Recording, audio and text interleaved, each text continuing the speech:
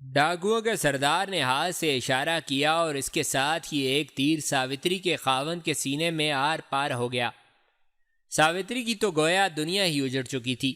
وہ دھاڑیں مارتی ہوئی اس کے نیم مردہ جسم کے ساتھ چمٹ گئی اور پھر اس کے خاوند نے اس کی باہوں میں ہی دم توڑ دیا۔ ساوتری کی چیخیں رکنے کا نام نہیں لے رہی تھیں، وہ گویا پاگل ہو گئی تھی۔ ساوتری کی چیخیں سن کر تمام ڈاکو لطف اندوز ہو رہے تھے اور جنگل میں ان کے مکروہ کہکے سنائی دے رہے تھے۔ کیا اب بھی تم اس کو ہمارے حوالے نہیں کرو گے؟ ڈاکوؤں نے ملازموں کی طرف دیکھ کر کہا، تم اپنی جانیں بچاؤ، مرنے والا تو شاید اس کا شوہر تھا اور تم تو ملازم لگتے ہو۔ اس کے چہرے پر ابھی تک وہی مسکراہٹ دوڑ رہی تھی۔ ملازموں میں سے ایک نے آگے بڑھ کر کہا، وہ عمر میں سب سے زیادہ لگتا تھا۔ ہم ملازم ہیں تو کیا ہوا، 20 سال سے ان لوگوں کا نمک کھا رہے ہیں۔ تم ہماری لاشیں گرانے کے بعد اس لڑکی تک پہنچ سکو گے۔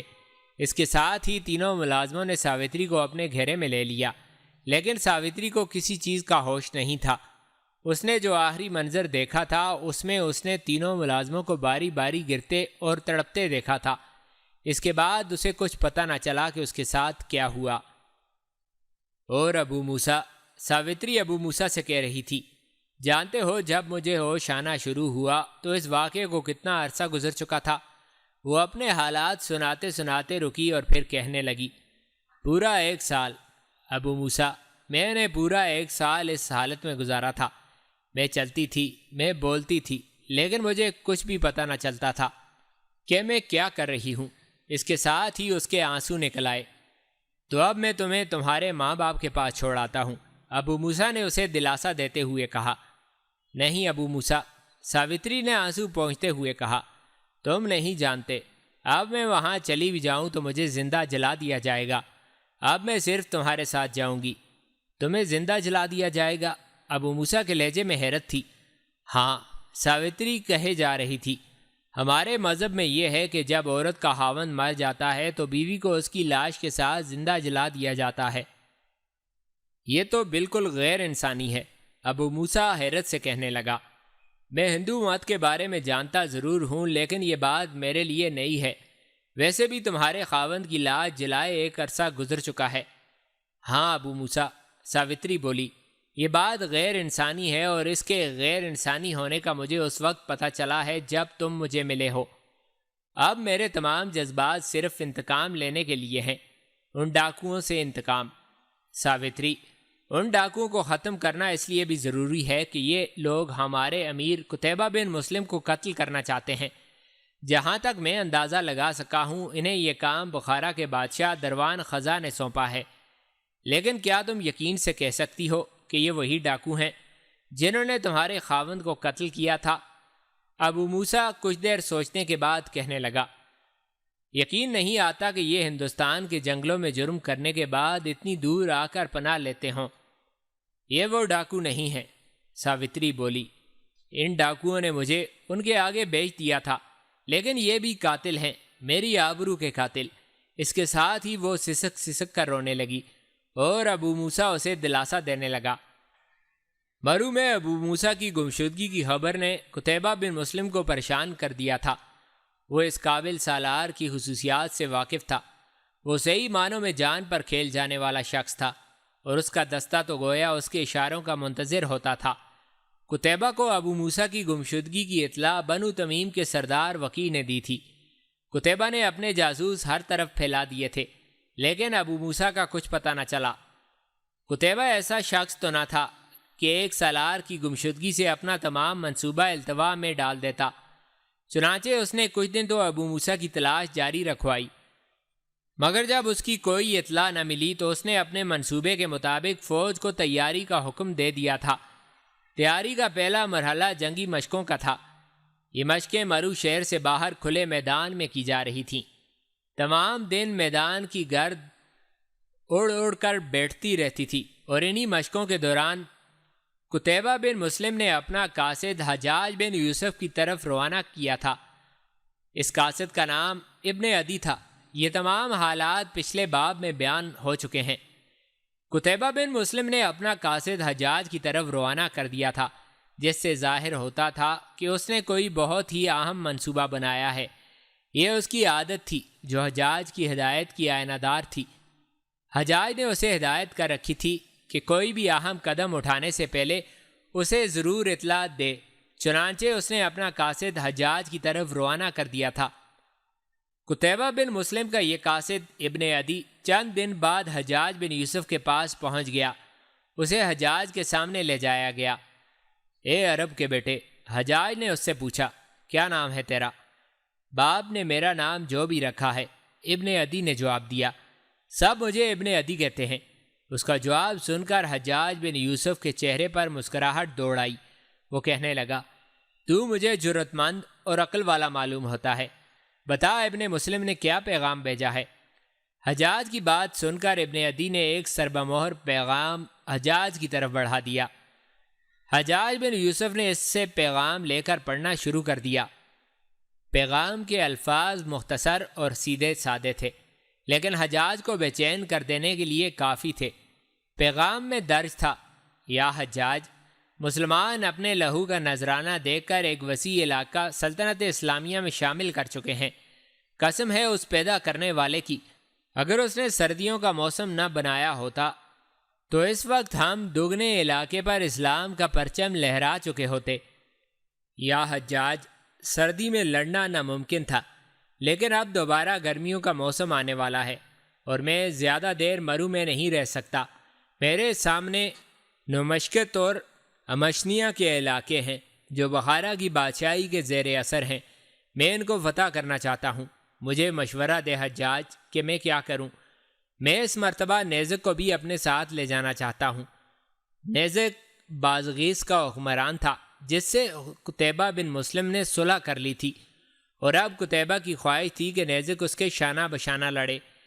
اسی لیے اس نے حجاج بن یوسف سے مشورہ لیا تھا کہ آیا نیزک کو اپنے ساتھ ملانا چاہیے یا نہیں۔ ادھر حجاج قتیبہ بن مسلم کا پیغام پڑھ رہا تھا اور ادھر قتیبہ نے فوجی مشاورت بلا رکھی تھی۔ وہ جب بھی کوئی منصوبہ بنا لیتا تھا تو فوج کے اعلیٰ افسران سے مشورہ ضرور لیتا تھا۔ فوج کے اعلیٰ افسران کی یہ مشاورت کسر عمارت کے اس کمرے میں بلائی گئی تھی جو انہی مقاصد کے لیے وقف تھا۔ میرے دوستو، قتیبہ بن مسلم میز پر ایک نقشہ پھیلائے اس پر جھکا ہوا تھا۔ یہ مرو ہے۔ اس نے نقشے پر ایک جگہ انگلی رکھی۔ یہاں سے ہم نمشکت کی طرف کوچ کریں گے۔ اس کے ساتھ ہی اس کی انگلی اس لکیر پر چلتی گئی جو اس نے پیش قدمی کا راستہ واضح کرنے کے لیے لگائی تھی۔ اس کے آگے رمشینہ کا علاقہ ہے۔ دفاعی لحاظ سے یہ دونوں علاقے اتنے اہم نہیں ہیں، لیکن اگر ہم ان دونوں علاقوں پر اپنا تسلط قائم کر لیتے ہیں تو ان سے آگے گویا ہم نے روئے زمین کے خزانوں تک رسائی حاصل کر لی۔ اس کے خاموش ہوتے ہی اس کے ایک سالار نے گویا اسے ٹوکا، اے وہ کہ جسے میرا امیر بتایا گیا، کیا تو خزانوں کی لالچ میں ان علاقوں پر فوج کشی کرنا چاہتا ہے، یا ہمیں خزانوں کا لالچ دے رہا ہے کہ ہم تیرے برے بھلے فیصلے اپنی گردن پر لے لیں؟ اس سالار کی بات سن کر قتیبہ کے چہرے پر بے اختیار مسکراہٹ دوڑ آئی۔ وہ بالکل سالار کے انداز میں بولا، اے وہ کہ جسے اللہ نے عقل سے پیدل پیدا کیا ہے، قسم ہے مجھے اس ذات کی جو رات کے بطن سے اجلا ہوا دن طلوع کرتا ہے۔ اگر میرے ذہن میں ان خزانوں کا خیال آیا ہے تو وہ بھی اللہ کے دین کے فروغ کے لیے، اور سب سے بڑھ کر یہ کہ بخارا کا شہر بذات خود ایک خزانہ ہے، شمال کے علاقوں میں ایک بڑی تجارتی منڈی۔ پھر وہ خاموش ہو گیا۔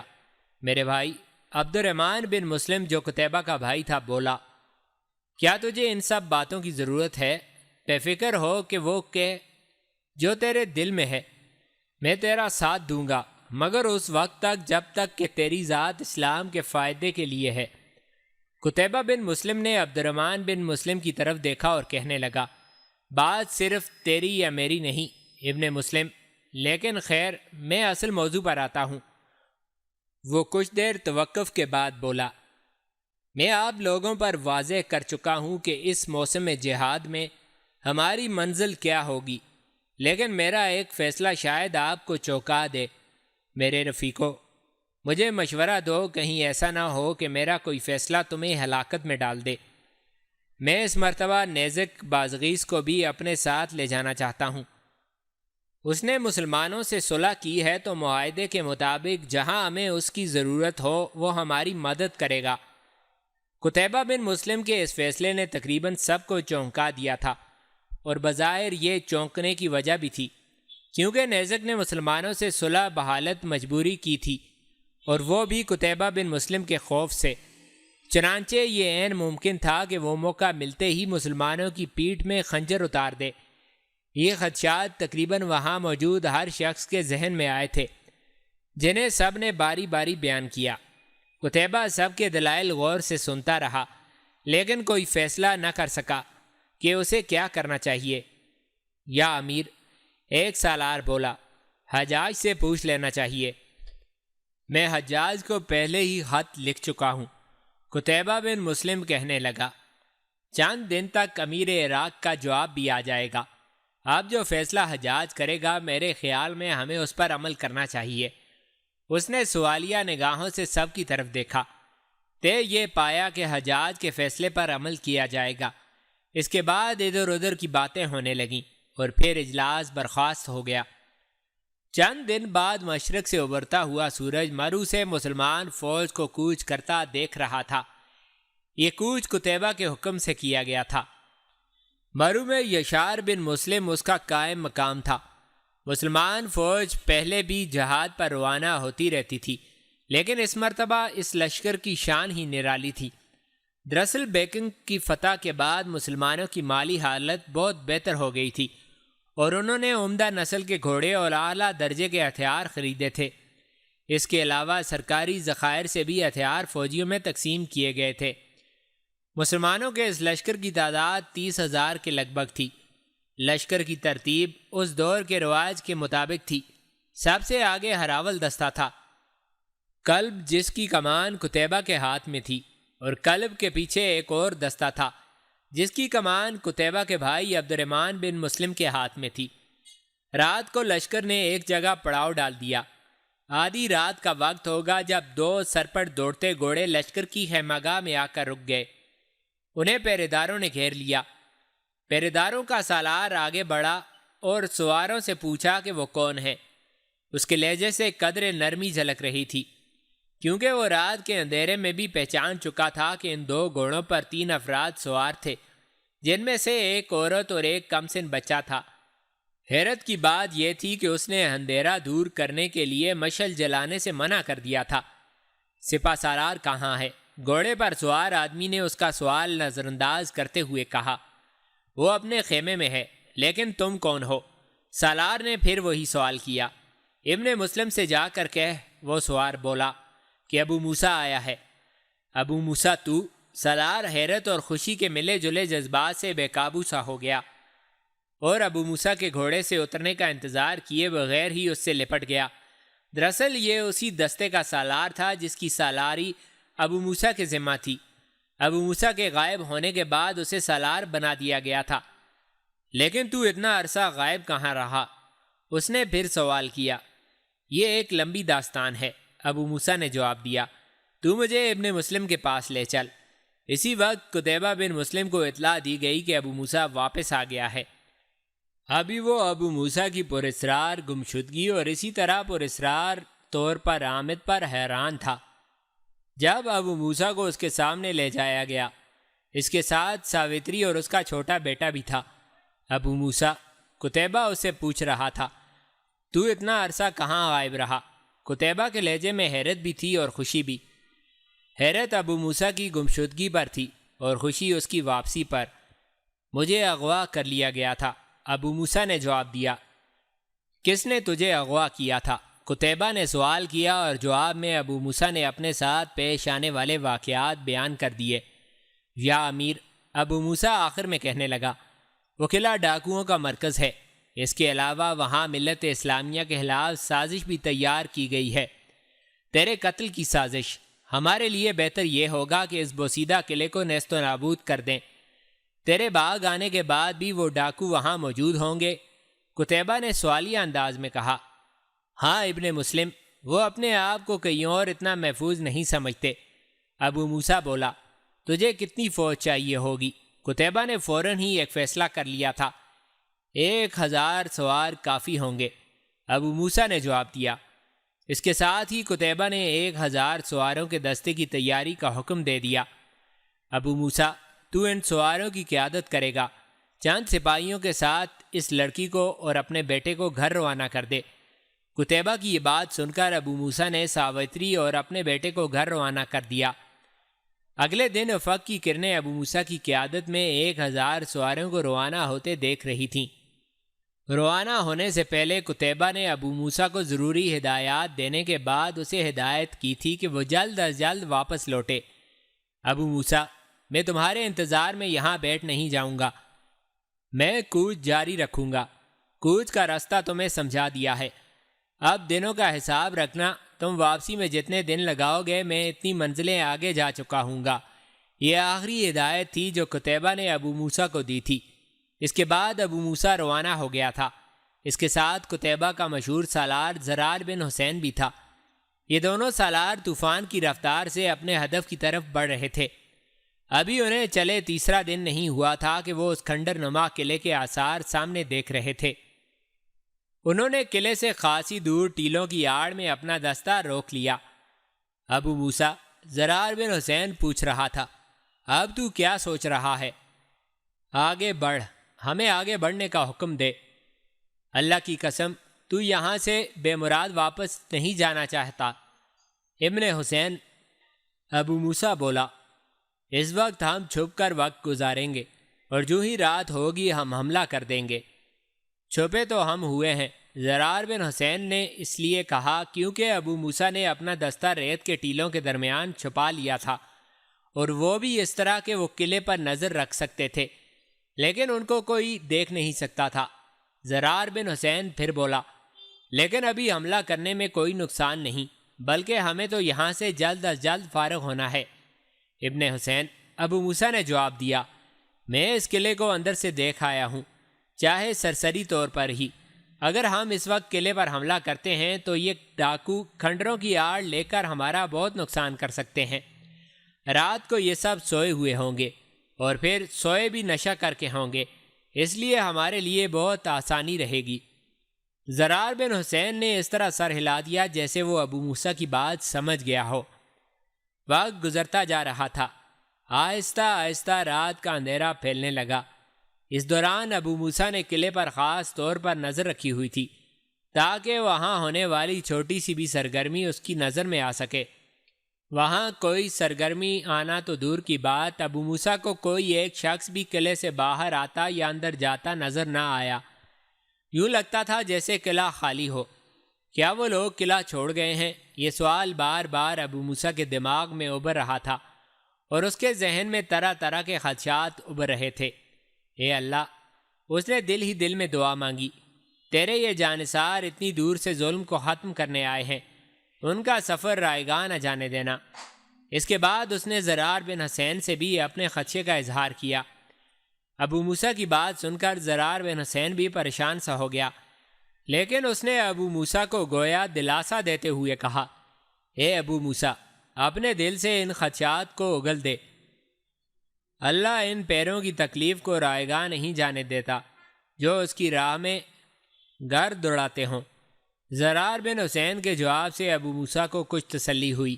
جب رات گہری ہو گئی تو ٹیلوں کے درمیان چھپے ہوئے سپاہی 2 دستوں کی صورت میں باہر آئے اور پھر یہ دستے 5 دستوں میں تبدیل ہو گئے۔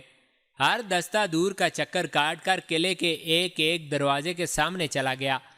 دستے اپنی اپنی جگہوں پر پہنچ گئے، لیکن ابھی حملہ کرنے کا وقت نہیں آیا تھا۔ زرار بن حسین اور ابو موسیٰ نے مل کر یہ طے کیا تھا کہ قلعے کے 5 دروازوں سے بیک وقت حملہ کیا جائے گا۔ اچانک ایک سمت سے ایک شعلہ فضا میں بلند ہوا اور اس کے ساتھ ہی 5 دستے آندھی کی رفتار سے قلعے میں داخل ہو گئے۔ ہر سپاہی نے دوڑتے گھوڑے پر مشعل جلائی تھی۔ دراصل یہ ایک اشارہ تھا۔ طے شدہ منصوبے کے مطابق جب آخری دستہ قلعے کے آخری دروازے کے سامنے پہنچ گیا تو اس کے سالار نے ایک فلیتے والا تیر جلا کر فضا میں چلا دیا۔ یہ باقی تمام دستوں کے لیے اشارہ تھا کہ حملہ کر دیا جائے، اور اس کے ساتھ ہی حملہ کر دیا گیا۔ قلعے کے دروازے تو زمانے کی شکست اور ریخت کا شکار ہو چکے تھے اور اس لیے تمام دستے بغیر رکاوٹ کے قلعے میں داخل ہو گئے۔ سپاہی قلعے کا کونا کونا دیکھ رہے تھے، لیکن قلعے میں تو کسی انسان کا ملنا تو درکنار، وہاں زندگی کے آثار بھی نہیں تھے۔ یوں لگتا تھا جیسے قلعے میں رہنے والے قلعہ خالی کر گئے ہوں۔ اب کیا کریں، قلعہ تو خالی ہے۔ زرار بن حسین نے ابو موسیٰ سے کہا، کرنا کیا ہے؟ صبح واپس چلیں گے۔ ابو موسیٰ نے مایوسانہ انداز میں کہا۔ اسے سخت اذیت ہو رہی تھی اور یہ احساس کہ وہ 1000 سپاہیوں کو مصیبت میں ڈال کر لایا ہے اسے پریشان کر رہا تھا۔ اے ابو موسیٰ، زرار بن حسین نے کہا، صبح کے بجائے ہمیں ابھی روانہ ہو جانا چاہیے۔ اس طرح ہم ایک دن پہلے قتیبہ کے پاس پہنچ جائیں گے۔ ہمارے سپاہیوں نے آج کا دن آرام کر لیا ہے، اور سب سے بڑی بات یہ ہے کہ اگر یہاں کوئی ہوتا تو اب تک ہمیں مل جاتا۔ ابو موسیٰ ابھی واپسی کے احکامات جاری کر رہا تھا جب 2 سپاہی اس کے پاس آئے۔ انہوں نے ایک آدمی کو پکڑ رکھا تھا۔ ابو موسیٰ نے حیران ہو کر ان کی طرف دیکھا اور پوچھا، یہ کون ہے؟ کہاں سے پکڑ کر لائے ہو اسے؟ یہ چھپ کر قلعے سے نکلنے کی کوشش کر رہا تھا، ہم نے دیکھ لیا۔ ہمارے للکارنے پر بھاگ کھڑا ہوا۔ یہ پیدل تھا جبکہ ہم گھوڑوں پر، اس لیے یہ پکڑا گیا۔ ہم نے گھوڑے 2 ساتھیوں کے حوالے کیے اور پیدل اس کو تیرے پاس لے آئے ہیں۔ ان میں سے ایک سپاہی نے تفصیل سے بتاتے ہوئے کہا، جس جگہ ابو موسیٰ اور زرار بن حسین کھڑے تھے وہاں اندھیرا تھا، ارد گرد مشلیں جل رہی تھیں، لیکن ان کی روشنی اس جگہ تک نہیں پہنچ رہی تھی۔ اس لیے ابو موسیٰ نے مشل منگوا لی۔ مشل کی روشنی میں اس نے پکڑے جانے والے آدمی کو دیکھا تو وہ حیران ہوئے بغیر نہ رہ سکا، کیونکہ وہ اور کوئی نہیں بلکہ زرغام تھا، جس نے ابو موسیٰ کو اغوا کروایا تھا تاکہ اسے قتیبہ بن مسلم کے قتل کے لیے تیار کیا جا سکے۔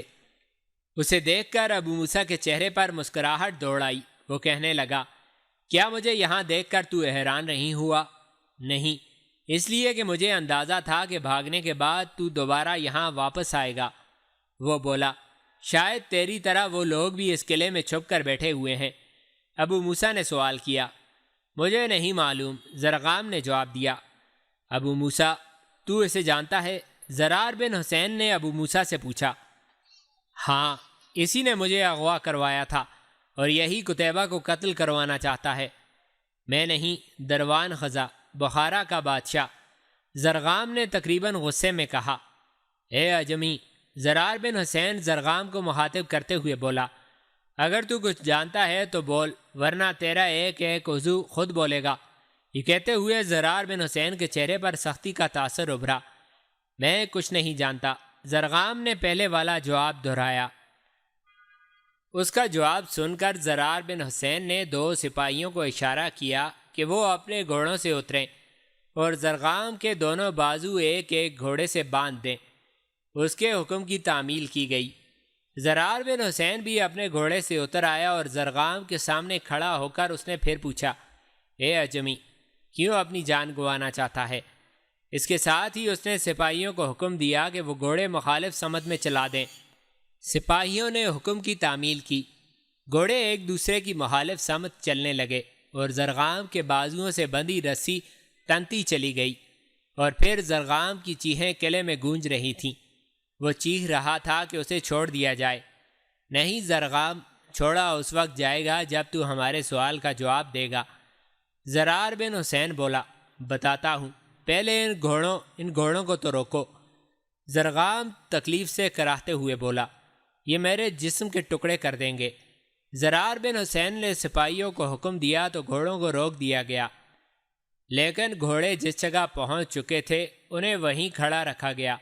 اس طرح زرغام کا جسم مسلسل تناؤ کا شکار تھا۔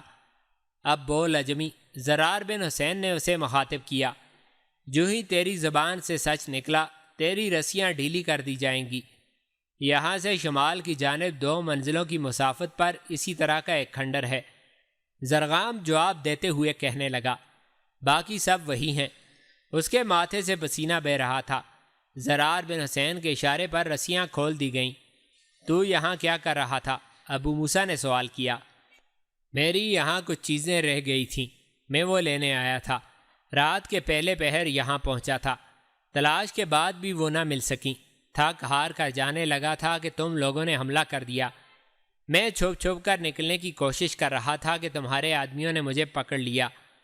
اس نے تمام بات سنا دی۔ اب تم ہمیں اس کھنڈر نما قلعے تک لے کر چلو گے۔ زرار بن حسین نے اسے کہا، اور کچھ دیر بعد 1000 سواروں کا دستہ شمال کی طرف اڑا جا رہا تھا۔ رات ابھی خاصی باقی تھی جب دستہ اس قلعے تک پہنچ گیا۔ قلعہ کیا تھا؟ ایک کھنڈر تھا جس کے تمام دروازے موجود ہی نہ تھے۔ اس پر آسیبوں کے مرکز کا گمان ہوتا تھا۔ ابو موسیٰ نے وہاں پہنچ کر قلعے کا محاصرہ کیا اور پھر قلعے پر حملہ کر دیا۔ قلعے میں موجود ڈاکوؤں کی طرف سے کسی خاص مزاحمت کا سامنا نہ کرنا پڑا۔ زیادہ تر ڈاکو نشے میں تھے۔ جو نہیں تھے انہوں نے بھی معمولی مزاحمت کے بغیر ہتھیار ڈال دیے۔ سب کو پکڑ پکڑ کر ایک جگہ اکٹھا کیا گیا۔ اس کام میں زیادہ وقت نہ لگا۔ یہ تقریباً 150 کے قریب آدمی تھے، جبکہ کچھ تعداد عورتوں اور بچوں کی بھی تھی۔ ابو موسیٰ کے حکم سے عورتوں اور بچوں کو چھوڑ دیا گیا، جبکہ مردوں کو تحت کر کے صبح یہ دستہ واپس روانہ ہو گیا۔ جب یہ دستہ روانہ ہوا تو صبح کی روشنی میں قلعے کا منظر بڑا بھیانک لگ رہا تھا۔ سورج ابھی نہیں نکلا تھا، لیکن روشنی پھیل چکی تھی۔ اس روشنی میں ایک لاش سب سے الگ تھلگ نظر آ رہی تھی۔ یہ زرغام کی لاش تھی جسے ابو موسیٰ نے اپنے ہاتھوں سے قتل کیا تھا۔ حیرت کی بات یہ تھی کہ وہاں زندوں میں بھی رونے والا کوئی نہ تھا۔ قتیبہ بن مسلم کے پاس حجاج کا جواب پہنچ چکا تھا۔ حجاج نے اسے لکھا تھا کہ وہ نیزک کو اپنے ساتھ لے جائے۔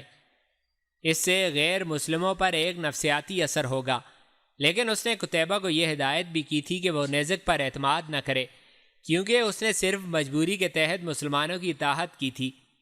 موقع ملنے کی صورت میں وہ مسلمانوں کے لیے خطرہ بھی بن سکتا تھا۔ یہ بھی عین ممکن تھا کہ وہ مسلمانوں کی پیٹھ میں خنجر اتار دے۔ حجاج کا پیغام پڑھ کر قتیبہ زیر لب مسکرایا، کیونکہ اس نے انہی خدشات کا اظہار کیا تھا جو قتیبہ کے ذہن میں پہلے سے موجود تھے۔ تاہم اسے اطمینان تھا کہ حجاج نے اس فیصلے کی تائید کرتے ہوئے نیزک کو ساتھ لے جانے کی اجازت دے دی تھی۔ حجاج کا پیغام پڑھنے کے بعد قتیبہ بن مسلم نے نیزک کی طرف قاصد روانہ کر دیا۔ پیغام میں اس نے نیزک کو کہا تھا کہ وہ اپنی فوج لے کر جتنی جلد ہو سکے قتیبہ سے آ ملے۔ قتیبہ کسی کے انتظار میں دن ضائع نہیں کرنا چاہتا تھا، اسی لیے اس نے ابو موسیٰ کو 1000 سوار تو دیے تھے، لیکن اس کے انتظار میں رکا نہیں تھا۔ اسی طرح وہ نیزک کے انتظار میں بھی رکنا نہیں چاہتا تھا۔ اس سے اس کا مقصد یہ بھی تھا کہ نیزک کو یہ احساس دلایا جائے کہ وہ مسلمانوں کے لیے اتنا اہم نہیں کہ وہ اس کے انتظار میں اپنا کوچ روک دیں۔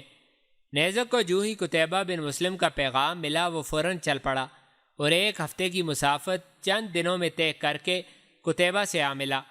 نیزک کے آ جانے سے لشکر کی مجموعی تعداد 40,000 کے لگ بھگ ہو گئی تھی۔